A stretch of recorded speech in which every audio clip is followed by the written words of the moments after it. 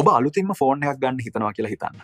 එදා ඉඳන් පාරේ යනකොටත් පත්තරේ බලද්දිත් ඒ පත්තරේ බලද්දි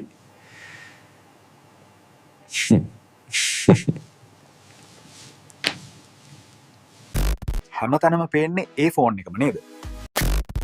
මේක විශ්වයෙන් ඔබට දෙන අද්භූත පණිවිඩයක්වත් අහම්බයක්වත් නෙවෙයි.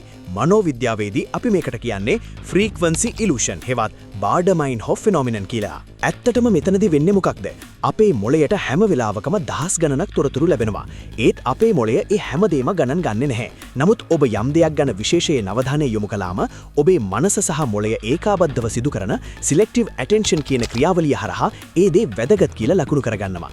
එතන ඉඳන් කලින් ඔබ නොදැක මගහැරපු ඒ දේම නැවත නැවතත් ඔබේ ඇසට හසු කරලා දෙන්න මොළේ කටයුතු කරනවා. එතකොට ඔයාට ඔයාගේ ඒ ෆෝන් වර්ගයේම හැමතැනම තියෙනවා වගේ පේනවා. හරි අපි කලින් ගත්ත උදාහරණයම බලන්නකෝ. ඒකේදී ඇත්තටම සිද්ධ වුණේ ඒ ෆෝන් එක හිටි හැටියේ හැමතැනම වැඩි වුණ එක නෙවෙයි. ඒ ෆෝන් එක කලිනුත් ඒ හැමතැනම තිබුණා. ඒත් ඔබේ මොළය ඒක කලින් අනවශ්‍ය තොරතුරක් විදිහට සලකලා මගහැරියා. හැබැයි දැන් ඔබ ඒ ගැන හිතන නිසා මොළය ඒ දත්තය මතු කරලා පෙන්නනවා.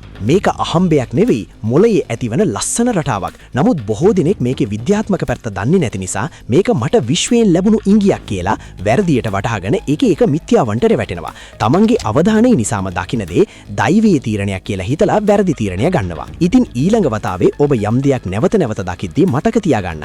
ඒකේ තියෙන්නේ අద్භූත බලවේගයක් නෙවෙයි ඔබේම මොළේ අපූර්ව ක්‍රියාකාරීත්වයක ප්‍රතිඵලයක් කියලා. මනෝවිද්‍යාවේ මෙවැනි රහස් තවත් දැනගන්න Gate of V අපිව subscribe කරන්න.